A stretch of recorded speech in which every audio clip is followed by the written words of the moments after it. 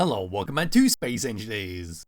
In today's video, we're looking at another small fighter that from its design looks like it should be flying around on Pertam despite not having a rusted up look, and it's called the SLM Wasp MK.2, which is this lovely thing all the way over here. So we're armed with 4 autocannons and 4 assault cannons, so we'll be very good at manually blasting your enemies. We're powered by hydrogen thrusters, so we're good for being on the planet and flying through space, and we have a very nice racer-like design where, like I said just a second ago, looks very much like something you would find on Pertam if all the brown steel blocks or all the brown armor panels were rusted up and beaten up.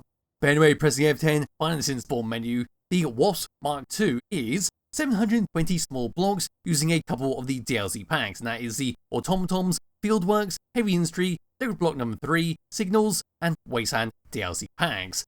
Up here we can see the ship can fly at 1.2 Gs of gravity, and it is designed for most combat environments. It was built for and ready for survival mode, but if you were to spawn it in through the spawn menu, you'll find all the weapons are fully loaded, the reactors got fuel, and the tanks are all fully topped off, which is jolly good stuff when it comes to showcasing this thing.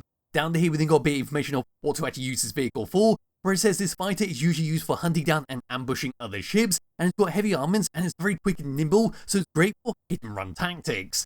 Anyway, down here is the toolbar, which we'll go through a bit later on. Then all the way down on the very bottom here we got these weapons are automatically loaded by sorters, and the ship is built for one-time storage, which is the standard setting for space engineers. But if you were to increase that, like I like playing on ×3 for the cargo containers, it will make the ship a bit too heavy, and you may not be able to fly on certain planets. Maybe we'll go give this thing a thumbs up, run towards the very front, have a quick look around the outside, fly around for a bit, and I don't think there's any enemies in the background, no there is not, so we'll simply slam it to an asteroid, and then that'll be that. So for the very front of the SLM Wasp MK2, this is what we get, where as you can see we've got a fighter cockpit to drive around, and we can see 2 of our large assault cannon barrels ready just to blast anything that comes close to you.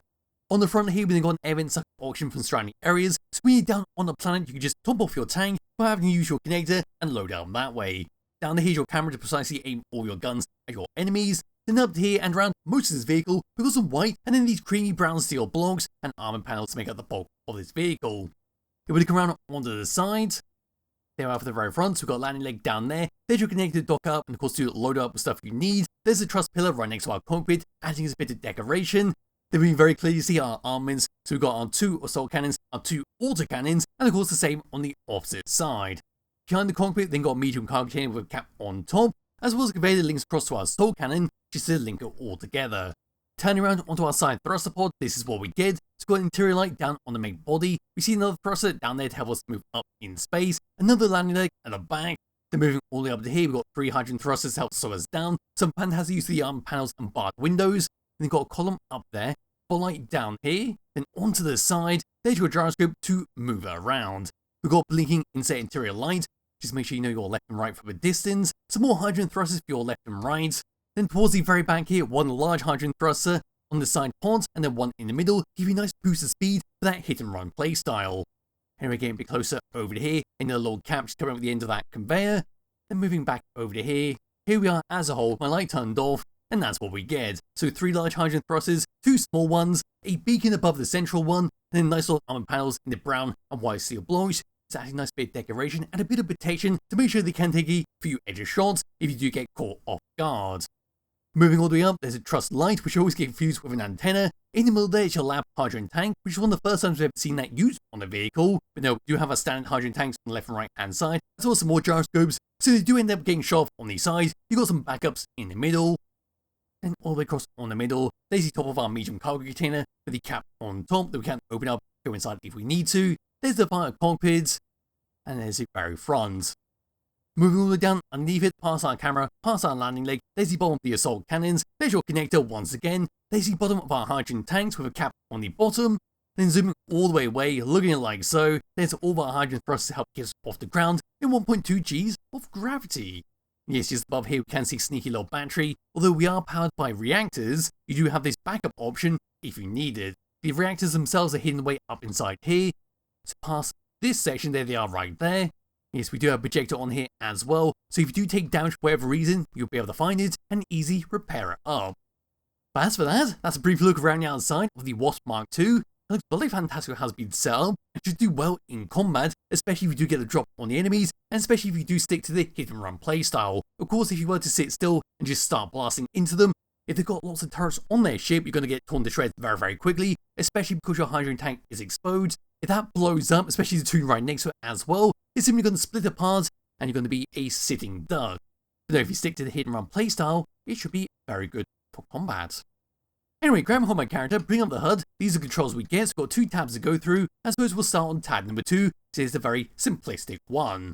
So number 1 is going to be for your projector to turn it on and off, to do what I just said with repairing it up.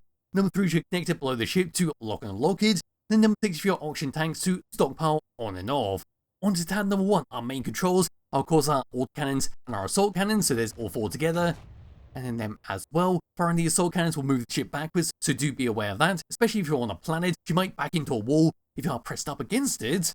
Then we've got number 3 for your hydrogen thrusters at the front to move forwards and go into a cruise. Number 4 is for your camera below at the front to take a good view of what's going on, and of course to help precisely aim your guns. Then we've got number 5 for your lights on and off around the ship, so finding our lights, there we go, pressing number 5. Number 6 for your beacon on and off, number 7 for your battery to auto recharge. Number 8 is a master toggle for all of your hydrogen thrusters around here to turn them on and off. And then finally, number 9 is for your hydrogen tanks to stockpile on and off. And with that, it's now time to fly this thing around and see how it handles. So relining this, moving forwards, here we go. And well, as it said on the tin, this thing is bloody fast and goes 0 to 100 in basically 2 seconds. Letting go of that, we are a little bit slow, but still very respectable and very fast compared to other ships I've showcased on this channel. And we do have plenty of charge scripts on this, so if we go up to 100 meters once again, flip this around, and there we go, make it stop a lot quicker. And of course, if you don't do that every time, there is a handy programmable block script you could use to do it automatically. You have to find out on the workshop yourself. Moving left, and moving right, not as fast, moving forwards and backwards, still very respectable at the end of the day. Moving down, feels about the same as left and right, and then moving up should be faster than everything else. Here we go. And yes, it does feel a little bit faster than moving forwards. Now, of course, doing a 180 once again to make it stop a little bit quicker. There we go. Now it's time for the gyroscope, so into the camera view, moving around. And surprisingly, it does have a bit of weight on here. Typically, these types of small fighters would be very floaty or overly responsive. So yes, having this level of control is very nice for a small fighter. But other than that, that's pretty much it for the ship. Doing these any enemies spawned in as well? No, there is not. Let's check in this menu. Are there any down on the planets? So find grids.